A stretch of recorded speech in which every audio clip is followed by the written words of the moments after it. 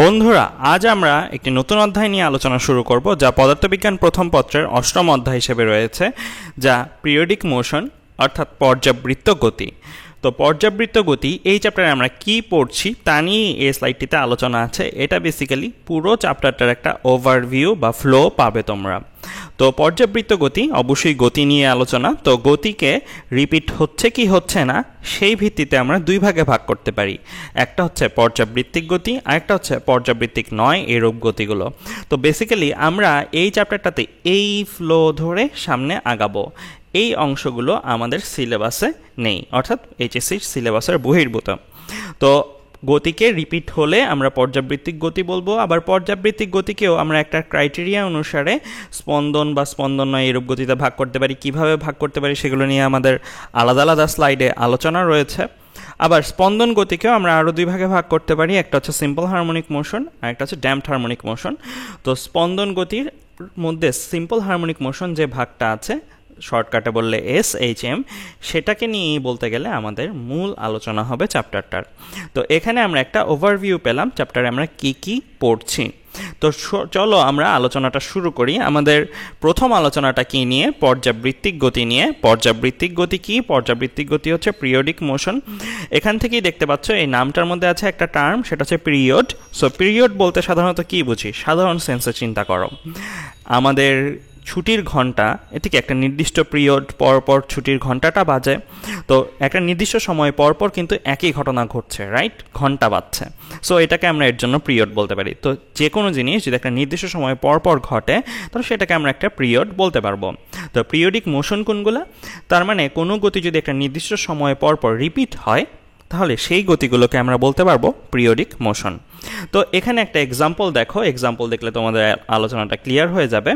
ধরো এখানে একটা নীল বল একটা কেন্দ্রকে, লাল বলকে কেন্দ্র ধরে সে আবর্তন করছে। তো এখানে যদি আমরা একটা মার্ক কাটি, ধরো এই মার্কটা কাটলাম। এখন চিন্তা করে দেখো, এই যে এই নীল বলটা এই মার্কটাকে সব সময় বাম থেকে ডান দিকে ক্রস করে যাচ্ছে না? ঘুরে যতবারই আসছে এই নীল বলটা এই বক্সটাকে সবসময় বাম থেকে ডান দিকে ক্রস করে করে যাচ্ছে।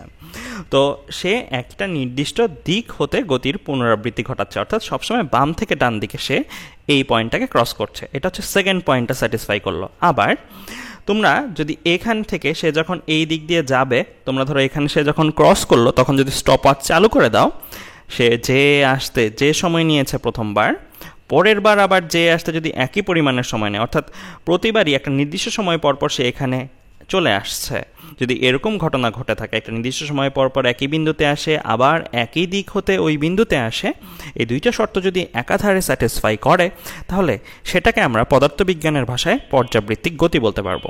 তো আমাদের কন্ডিশনগুলো কিন্তু একটু মনে রাখতে হবে।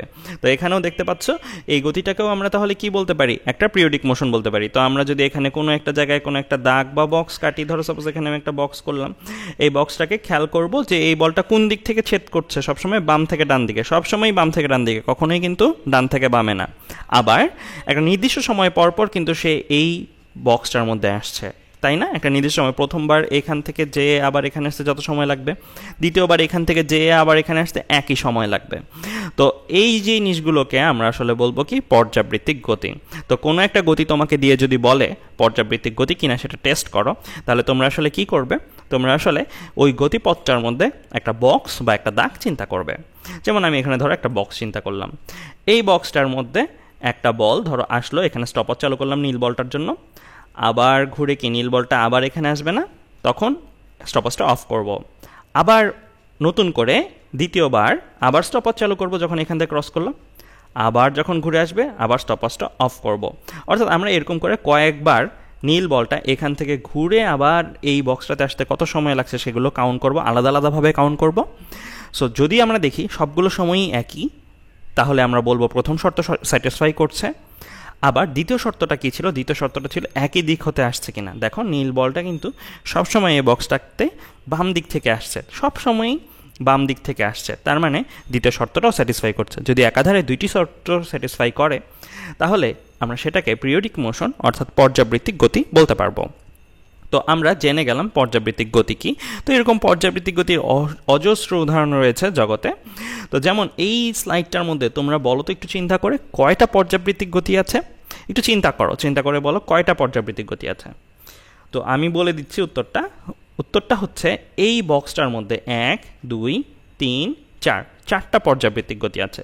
প্রথমে এটা দিয়ে শুরু করি, আমাদের ঘড়ির কাঁটার গতি। দেখো ঘড়ির কাঁটার সেকেন্ডের কাঁটা বলো, ঘন্টার কাঁটা বলো বা মিনিটের কাঁটা বলো, একটা নির্দিষ্ট সময় পরপরই কিন্তু একটা লেটারকে, একটা মার্ককে সে অতিক্রম করছে, আবার একই দিক থেকে অতিক্রম করছে, তাই না? তার মানে এটা একটা পর্যাবৃত্তিক গতি। তেমনি সূর্যের চারপাশে গ্রহগুলোর যে আবর্তন সেটাও কিন্তু একটা পর্যাবৃত্তিক গতি।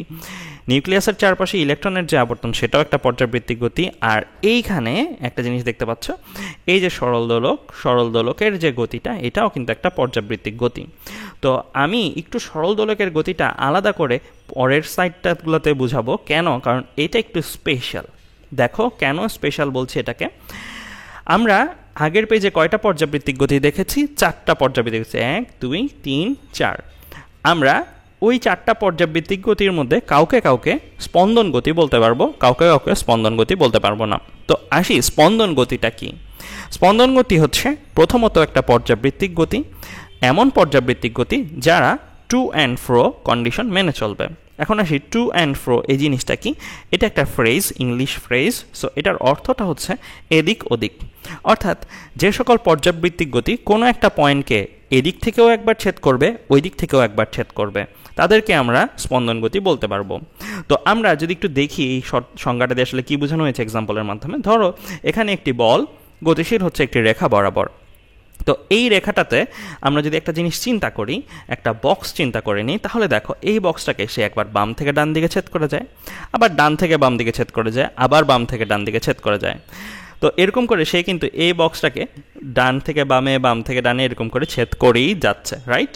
তো এখানে তোমাদের অনেকেরই একটা কনফিউশন হতে পারে, যে বলতে পারো ভাইয়া একটু আগেই তো আমরা বলেছিলাম যে পর্যাবৃত্তিক গতি হতে হলে কি হতে হবে, আমাদের সবসময় একই দিক থেকে ছেদ করতে হবে। বেসিক্যালি জিনিসটা ছিল এরকম, একই দিক হতে একটা নির্দিষ্ট সময় পরে ছেদ করে যেতে হবে। তো আমাদের এই দুইটা জিনিস যদি কাউন্টে নেই, এই দুইটা জিনিস দেখে আমাদের মনে হতে পারে এটা আসলে পর্যাবৃত্তিক গতি না। কারণ প্রথমবার সে যখন ক্রস করেছে সে বাম থেকে ডান দিকে ক্রস করে গেছে, আর দ্বিতীয়বার সে যখন ক্রস করেছে সে বাম থেকে ডানে ক্রস করে গেছে। প্রথমবার ডান থেকে বামে, দ্বিতীয়বার বাম থেকে ডানে, অর্থাৎ দুইটা ভিন্ন দিক বরাবর সে ক্রস করে গেছে। তো আমরা এইটুকু দেখে আমাদের কাছে মনে হবে সে আসলে পর্যাবৃত্তিক গতি না। বাট তুমি প্রথমটা আর তৃতীয়টা নিয়ে যদি চিন্তা করো, এই দুইটা নিয়ে চিন্তা করলে কিন্তু তোমার কাছে দেখো কি দেখতে পাচ্ছ। প্রথমবার সে এই বক্সটাকে ক্রস করে গিয়েছে ডান থেকে বামে, আবার তৃতীয়বার অর্থাৎ এইবার সে ক্রস করে গেছে বক্সটাকে আবারও ডান থেকে বামে। অর্থাৎ এই দুইটা জিনিস, প্রথমটা আর তৃতীয়টা নিয়ে কিন্তু আমরা পর্যাবৃত্তিক গতির যে দ্বিতীয় শর্তটা ছিল সেই শর্তটা স্যাটিসফাই করাতে পারি। আবার এই প্রথমবার সে আসলো, অর্থাৎ আমি যদি স্টপওয়াচটা একটু তোমাদের লেজার দিয়ে দেখাই, ধরো জিনিসটা প্রথমবার যখন এখানে আসলো, এই যে এই দিক থেকে বাম দিক থেকে এখানে আসলো, তখন ধরো তুমি স্টপওয়াচ চালু করলে। এই স্টপওয়াচটা চালু করার পরে এদিকে গেল, আবার এদিকে গেল, আবার এখানে আসলো, তখন তুমি স্টপওয়াচটা অফ করলে। তাহলে তুমি কি একটা স্টপওয়াচে মান পাবে, এই মানটা তুমি লিখে রাখবে খাতায়। আবার তুমি কি করবে, তাকে আবারও এখান থেকে যেতে দিবে, যে এখানে আসা মাত্র স্টপওয়াচ চালু করবে, আবার স্টপওয়াচ চালু থাকা অবস্থায় সে এদিক থেকে এদিকে যাবে, আবার এইদিকে যখন আসবে তখন স্টপওয়াচটা অফ করবে। দ্যাট মিনস তুমি সবসময় স্টপওয়াচটা চালু করছো আর অফ করছো কখন, যখন সে ডান থেকে বামে এই বক্সটাতে ঢুকছে। তো তুমি দুইটা সময় পাবে না আলাদা আলাদা, দুইবার একই জিনিস টেস্ট করেছো। সো দুইটা সময় যদি একই হয় তাহলে আমরা কিন্তু বলতে পারি পর্যাবৃত্তিক গতির প্রথম শর্তটা, অর্থাৎ একটা নির্দিষ্ট সময় পর পর ক্রস করার যে ব্যাপারটা, সেটাও স্যাটিসফাই করে। তাহলে দেখতেই পাচ্ছ আগের গতিগুলো, অর্থাৎ আমি যদি গত পেজে যাই, গত পেজের ব্যাপারগুলো দেখি, আগের এই ব্যাপারগুলোর মধ্যে এখানে কিন্তু সে কখনোই একটা নাম্বারকে, ঘড়ির কাঁটা, সেকেন্ডের কাঁটা, ঘন্টার কাঁটা, কখনোই একটা নাম্বারকে ডান উপর থেকে নিচে একবার ছেদ করতো না, বা নিচ থেকে উপরে আরেকবার ছেদ করতো না, সবসময় একই দিক থেকে ছেদ করতো। এখানেও দেখো আমার এই লেজারের পয়েন্টটাকে, গ্রহটা কিন্তু সবসময় বাম থেকে ডান দিকে ক্রস করছে। আবার এখানেও দেখো এই আমার লেজারের পয়েন্টারটাকে ইলেকট্রনটা সবসময় বাম থেকে ডান দিকে ক্রস করছে। অর্থাৎ এই যে তিনটা গতি, এরা পর্যাবৃত্ত গতি ঠিক আছে, বাট এদের মধ্যে কিন্তু টু অ্যান্ড ফ্রো কন্ডিশনটা নাই, অর্থাৎ এদিক ওদিক দিয়ে যে ছেদ করার ব্যাপারটা সেটা কিন্তু নাই। বাট এর ক্ষেত্রে দেখো একটু স্পেশালি আমি যদি এখানে একটা মার্ক করি, ধরো এই যে এখানে আমি যদি একটা মার্ক করি, তো এই লাল পয়েন্টটাকে সে দেখো সরল দোলকটা একবার বাম থেকে ডান দিকে ছেদ করছে, আবার ডান থেকে বাম দিকে ছেদ করে যাচ্ছে না। সো এই ক্ষেত্রে আমরা বলতে পারি এখানে কিন্তু টু অ্যান্ড ফ্রো কন্ডিশনটাও হচ্ছে, আবার একটা নির্দিষ্ট সময় পর পর একটা নির্দিষ্ট দিক থেকে ছেদ করার ব্যাপারটাও হচ্ছে। তার মানে এই পেজটার মধ্যে আমাদের পর্যাবৃত্তিক গতি আছে কয়টা? 1টা 2টা 3টা 4টা, আর স্পন্দন গতি আছে কয়টা? শুধুমাত্র একটা। তার মানে একটা জিনিস কিন্তু আমরা বলতে পারি, সকল স্পন্দন গতি পর্যাবৃত্তিক গতি, কিন্তু সকল পর্যাবৃত্তিক গতি কিন্তু স্পন্দন গতি হবে না। তো আমরা জেনে গেলাম স্পন্দন গতিটা আসলে কি ধরনের গতি, স্পন্দন গতি কিভাবে টেস্ট করতে হয়।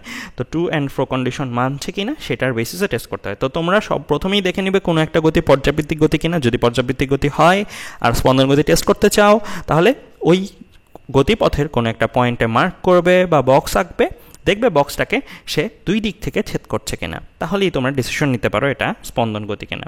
তো এরকম স্পন্দন গতির উদাহরণ, খুবই কমন একটা উদাহরণ, আমরা প্রায় ইউজ করে থাকি হৃদস্পন্দন আমাদের।